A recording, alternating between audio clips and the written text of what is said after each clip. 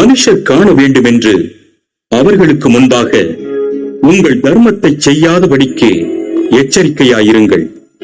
செய்தால் பரலோகத்தில் இருக்கிற உங்கள் பிதாவினிடத்தில் உங்களுக்கு பலன் இல்லை.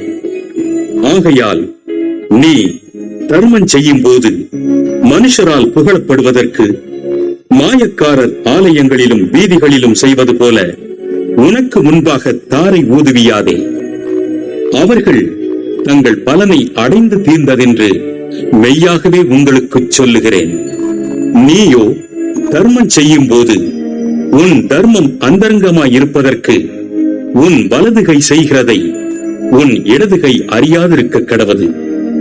அப்பொழுது அந்தரங்கத்தில் பார்க்கிற உன் பிதா தாமே உனக்கு வெளியரங்கமாய் பலனளிப்பார். அன்றியும் நீ ஜெபம் பண்ணும் போது மாயக்காரரை போலிருக்க வேண்டாம். மனுஷர் காணும்படியாக அவர்கள் ஜெப ஆலயங்களிலும் வீதிகளின் சந்திகளிலும் நின்று ஜெபம் பண்ண விரும்புகிறார்கள்.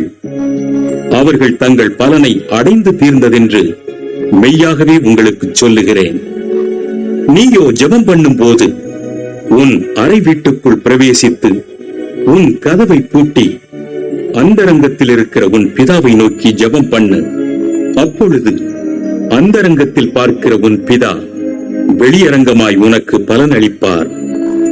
அன்றியும் நீங்கள் ஜெபம் பண்ணும் போது அஞ்ஞானிகளைப் போல வீண் வார்த்தைகளை அலப்பாதேயுங்கள். அவர்கள் அதிக வசனிப்பினால் தங்கள் ஜெபம் கேட்கப்படும் என்று நினைக்கிறார்கள். அவர்களைப் போல நீங்கள் செய்யாதிருங்கள்.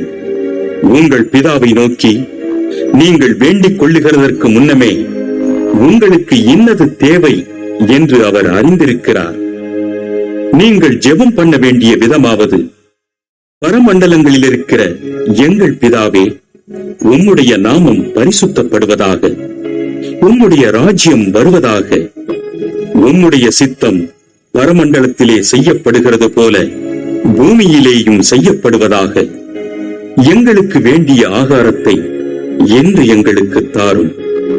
எங்கள் கடனாளிகளுக்கு நாங்கள் மன்னிக்கிறது போல எங்கள் கடன்களை எங்களுக்கு மன்னியும். எங்களை சோதனைக்குட்பட பண்ணாமல் தீமையினின்று எங்களை ரட்சித்துக் கொள்ளும்.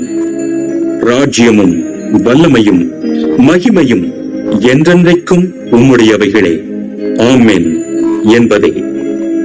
மனுஷருடைய தப்பிதங்களை நீங்கள் அவர்களுக்கு மன்னித்தால் உங்கள் பரமபிதா உங்களுக்கும் மன்னிப்பார்.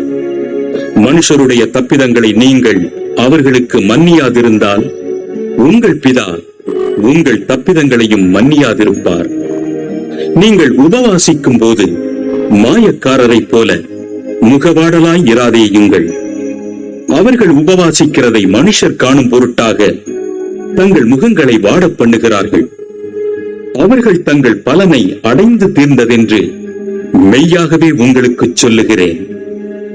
நீயோ உபவாசிக்கும் போது அந்த உபவாசம் மனுஷர்களுக்கு காணப்படாமல் அந்தரங்கத்தில் இருக்கிற உன் பிதாவுக்கே காணப்படும்படியாக உன் தலைக்கு எண்ணெய் பூசி உன் முகத்தை கழுவு.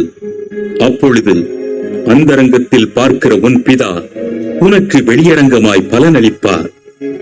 பூமியிலே உங்களுக்கு பொக்கிஷங்களை சேர்த்து வைக்க வேண்டாம். இங்கே பூச்சியும் துருவும் அவைகளை கெடுக்கும். இங்கே திருடரும் கன்னமிட்டு திருடுவார்கள். பரலோகத்திலே உங்களுக்கு பொக்கிஷங்களை சேர்த்து வையுங்கள். அங்கே பூச்சியாவது துருவாவது கெடுக்கிறதும் இல்லை. அங்கே திருடர் கன்னமிட்டு திருடுகிறதும் இல்லை. உங்கள் பொக்கிஷம் எங்கே இருக்கிறதோ அங்கே உங்கள் இருதயமும் இருக்கும். கண்ணானது சரீரத்தின் விளக்காய் இருக்கிறது. உன் கண் தெளிவாயிருந்தால் உன் சரீரம் முழுவதும் வெளிச்சமாயிருக்கும். உன் கண் கெட்டதாயிருந்தால் உன் சரீரம் முழுவதும் இருளாயிருக்கும். இப்படி உன்னிலுள்ள வெளிச்சம் இருளாயிருந்தால் அவ்விருள் எவ்வளவு அதிகமாயிருக்கும். 2 எஜமான்களுக்கு ஊழியம் செய்ய ஒருவனாலும் கூடாது. ஒருவனை பகைத்து மற்றவனை சிநேகிப்பான், அல்லது ஒருவனை பற்றிக் கொண்டு மற்றவனை அசட்டை பண்ணுவான். தேவனுக்கும் உலகப் பொருளுக்கும் ஊழியம் செய்ய உங்களால் கூடாது. ஆகையால் என்னத்தை உண்போம், என்னத்தை குடிப்போம் என்று உங்கள் ஜீவனுக்காகவும், என்னத்தை உடுப்போம் என்று உங்கள் சரீரத்துக்காகவும் கவலைப்படாதிருங்கள் என்று உங்களுக்கு சொல்லுகிறேன். ஆகாரத்தை பார்க்கிலும் ஜீவனும், உடையை பார்க்கிலும் சரீரமும் விசேஷித்தவைகள் அல்லவா? ஆகாயத்து பட்சிகளை கவனித்துப் பாருங்கள். அவைகள் விதைக்கிறதும் இல்லை, அறுக்கிறதும் இல்லை, களஞ்சியங்களில் சேர்த்து வைக்கிறதும் இல்லை. அவைகளையும் உங்கள் பரமபிதா பிழைப்பூட்டுகிறார். அவைகளை பார்க்கிலும் நீங்கள் விசேஷித்தவர்கள் அல்லவா? கவலைப்படுகிறதினாலே உங்களில் எவன் தன் சரீர அளவோடு ஒரு முழத்தை கூட்டுவான்? உடைக்காகவும் நீங்கள் கவலைப்படுகிறதென்ன? காட்டு புஷ்பங்கள் எப்படி வளருகிறது என்று கவனித்துப் பாருங்கள். அவைகள் உழைக்கிறதும் இல்லை, நூற்கிறதும் இல்லை. என்றாலும் சாலமோன் முதலாய் தன் சர்வ மகிமையிலும் அவைகளில் ஒன்றை போலாகிலும் உடுத்தி இருந்ததில்லை என்று உங்களுக்கு சொல்லுகிறேன்.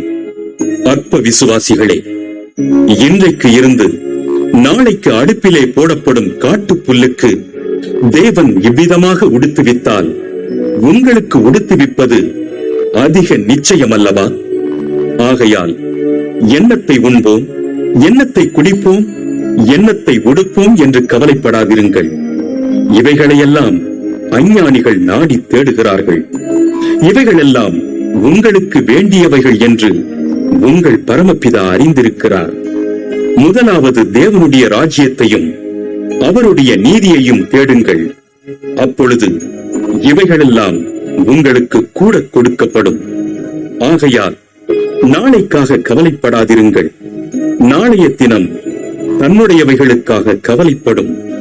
அந்தந்த நாளுக்கு அதினதின் பாடு போதும்.